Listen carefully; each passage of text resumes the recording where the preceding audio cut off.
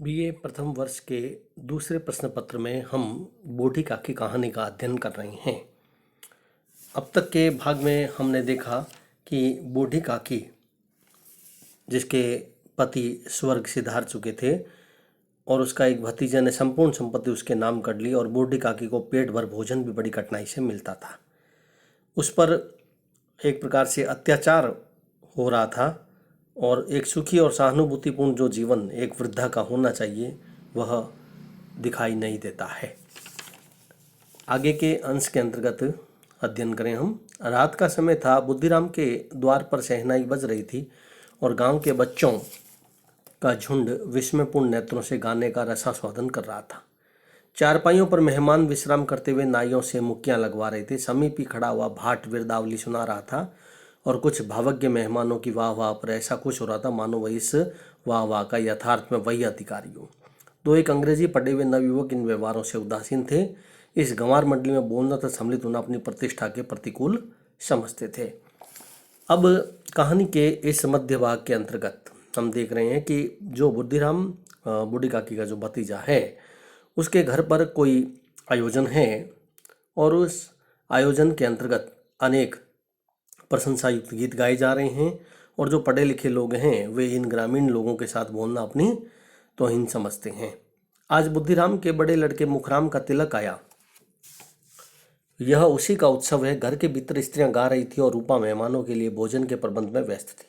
भट्टियों पर कड़ाह चढ़ रहे थे। एक में पूड़ियां कचौड़ियां निकल रही थी, दूसरे में अन्य पकवान बनते थे। एक बड़े अंडे में मसालेदार तरकारी पक रही थी। घी और मसाले की क्षुधावर्धक सुगंधी चारों ओर फैली हुई थी।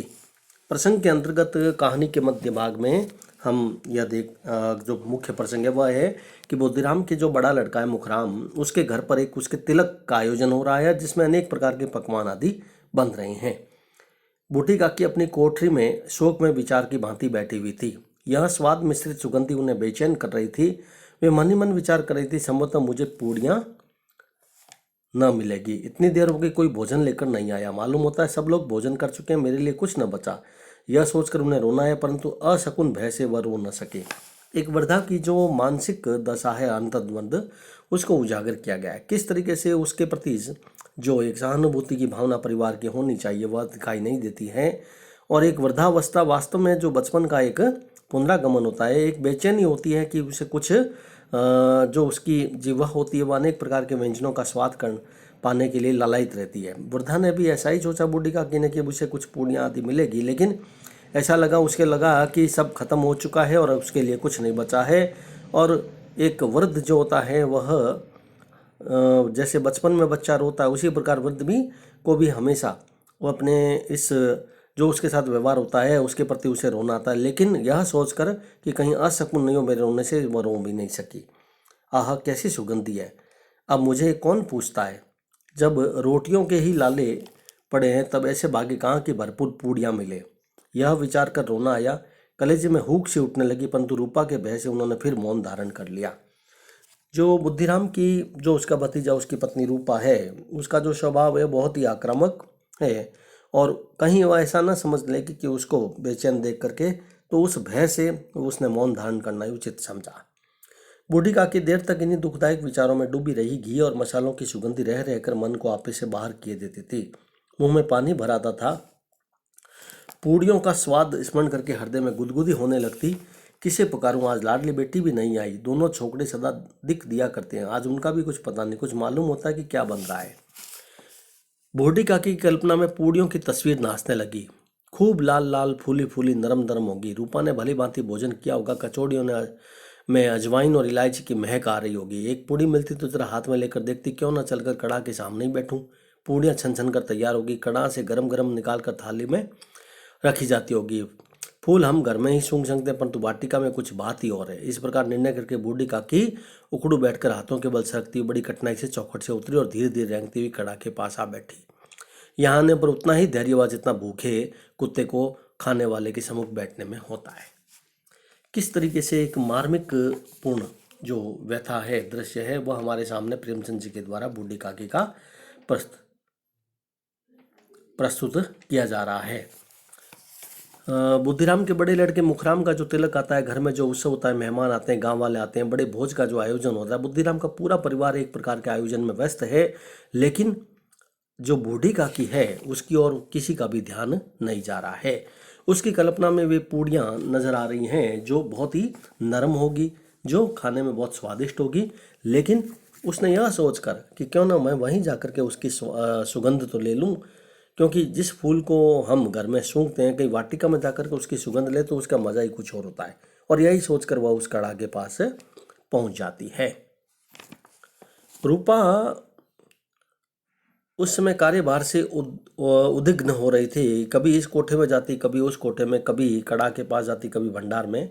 किसी ने बाहर से आकर कहा, महाराज ठंडाई मांग रहे हैं। ठंडाई देने लगी। इतने में फिर किसी ने आकर कहा, भाट आया है, कुछ से कुछ दे दो। भाट के लिए सीधा निकाल रही थी कि एक तीसरे आदमी ने आकर पूछा, अभी भोजन तैयार होने में कितना विलंब है, जरा ढोल मजीरा उतार दो।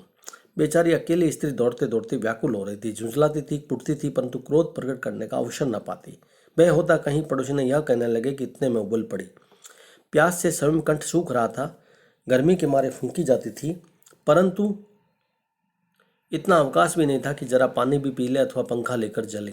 वह भी खटका था कि जरा आंख हटी और चीजों की लूट मची। इस अवस्था में उसने बूढ़ी काकी को कड़ा के पास बैठी देखा तो जल गई। क्रोध न रुक सका।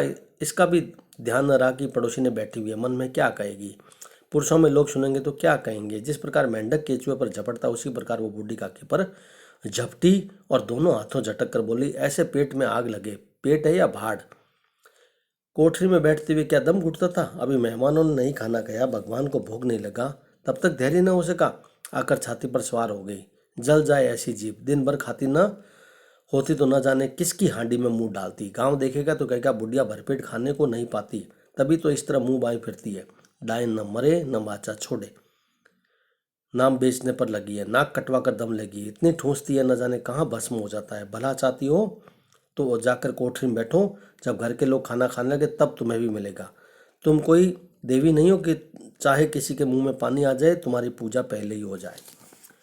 इस पूरे अवतरण से स्पष्ट है हमारे सामने कि प्रेमचंद जी ने इस कहानी में जो एक मार्मिक दृश्य हमारे सामने प्रस्तुत किया है, वह रूपा के माध्यम से प्रकट हुआ है। रूपा बूढ़ी काकी के प्रति जिस संवेदनहीनता का परिचय दे रही है, वह प्रेमचंद जी का वही मुख्य स्वर है इस कहानी में। अत्यंत सरल और सहज शैली में प्रेमचंद जी ने रूपा के माध्यम से इस कहानी में बूढ़ी काकी के चरित्र के प्रति पाठक की संवेदना और उसकी भावना को जगाने का भरपूर प्रयास किया है। जीवन के अभाव और उसकी भूख मनुष्य को कहाँ तक गिरने पर मजबूर कर देती है, इस हेतु यह दृश्य बूढ़ी काकी के द्वारा जब भोजन के पास जब पहुंच जाती है, तो यह दृश्य इसी बात को बताता है कि एक वृद्धावस्था में जब मनुष्य को जब अभाव और भूख सताने लगते हैं, तो वह व्याकुल होकर के कहीं न कहीं जब उसकी सुधा पूर्ति के लिए पहुंचता है, तो उसके न जाने कितने उसको विभत्स दृश्य का सामना करना पड़ता है। रूपा ने न जाने उसको क्या क्या कहा कि तुम न तो कोठरी में नहीं बैठ सकती थी, जल जाए जीभ, दिन भर खाती है, कहाँ जाता है, डायन मरे न माचा छोड़े, जाने कहाँ भस्म होता है, नाक कटवा कर दम लेगी। ये सारे रूपा के कथन इस कहानी में बूढ़ी विधवा काकी जो है उसके अभाव और उपेक्षा जो है उसके प्रति पाठक की एक संवेदना को जगाने का प्रेमचंद जी के द्वारा गहरा प्रयास किया गया है। बूढ़ी काकी ने सिर उठाया, न रोई न बोली, चुपचाप रेंगती हुई अपनी कोठरी में चली गई। आवाज ऐसी कठोर थी कि हृदय और मस्तिष्क की संपूर्ण शक्तियां, संपूर्ण विचार और संपूर्ण भार उसी ओर आकर्षित हो गई। नदी में जब कगार का कोई वृहद खंड कटकर गिरता है, तो आसपास का जल समूह चारों और उसी स्थान को पूरा करने के लिए दौड़ता है। इस तरीके से बूढ़ी काकी पूरी तरीके से इस कहानी में हमारे सामने इस दृश्य को यह जो दृश्य इस तथ्य को प्रतिपादित करता है कि समाज में जो वृद्ध, विधवा, अभाव और उपेक्षित जो ये व्यक्ति होते हैं, उनके प्रति परिवार की सहानुभूति होनी चाहिए, लेकिन नहीं होती है।